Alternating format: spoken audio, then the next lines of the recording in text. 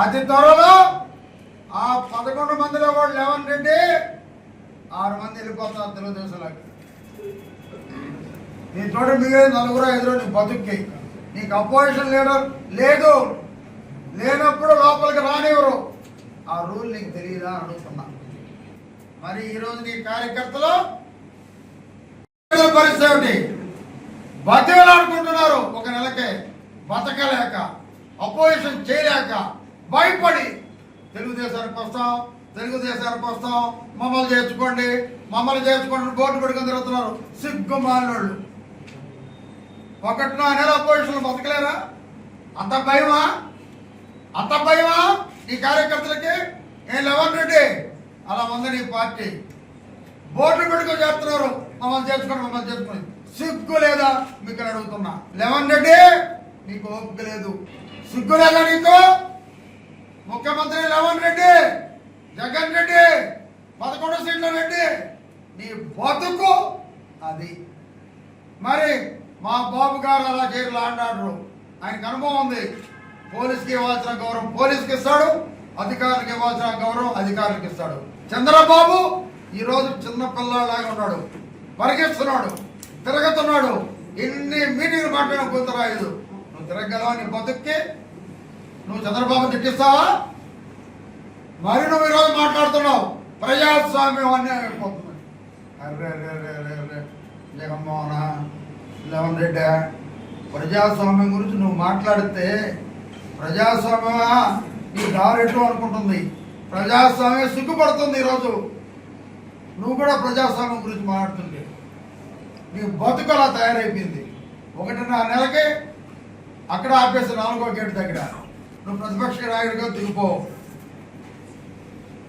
అంటే దిగొచ్చి నీ ఇష్టం వచ్చిన ఇంతలోకి ధర్నా చేస్తావా? నీ 11 మందిలో ఏమైంది? ఇప్పటికి ఏమైంది?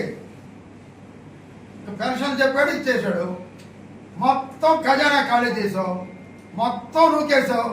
నీ అమ్మ కూడా సొమ్మలాగా మొత్తం దుబ్బేసావు. ఆడేమీ లేవు. ఒక పరిపాలనా అధ్యక్షుడు చంద్రబాబు నాయుడు గారు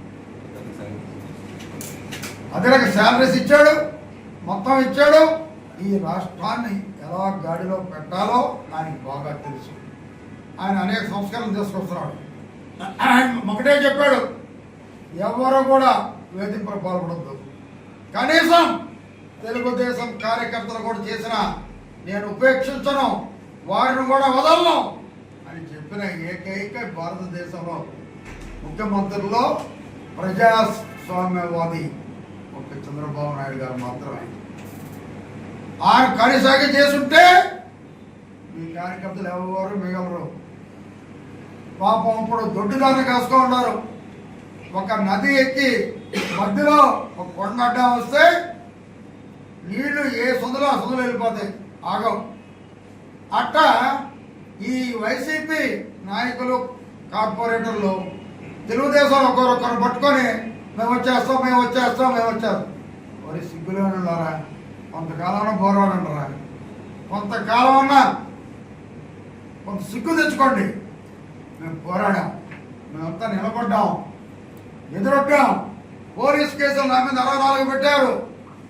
ఏంటితో కూడా జంకలేదే, పోరాటం ఆపలేదే. మీలాగా సిగ్గు లేకుండా పార్టీ మారుతామంటే చెప్పి మేము తిరగలేదే. ఇదే జగన్మోహన్ రెడ్డి నీ పార్టీ పరిస్థితి. ప్రజాస్వామ్యాన్ని గురించి మాట్లాడే హక్కు నీకు కానీ నీ పార్టీకి కానీ లేదు. పోలీసులను పెట్టి ఎంతమందికి దొంగ కేసులు పెట్టించావు, ఎంతమంది మీద మర్డర్ కేసులు పెట్టించావు, ఎంతమంది ఇల్లు కూల్చావు, ఇల్లు తగలబెట్టించావు, ఎంతమందిని ఇబ్బంది పెట్టించావు. మళ్ళీ నీ బతుక్కి ప్రజాస్వామ్యం గురించి మాట్లాడతావా? 11 రెడ్డి, 11 సీట్ల రెడ్డి, జగన్ రెడ్డి గుర్తుపెట్టుకో. ప్రజలు నీకు బుద్ధి చెప్పారు ఈనాడు. అట్టా చెప్పాలా? నిన్ను సర్వనాశనం చేశారు నీ పార్టీని. ఇంకనైనా బుద్ధి తెలుసుకొని ఎందుకు ఓడిపోయామా అనేది తెలుసుకో.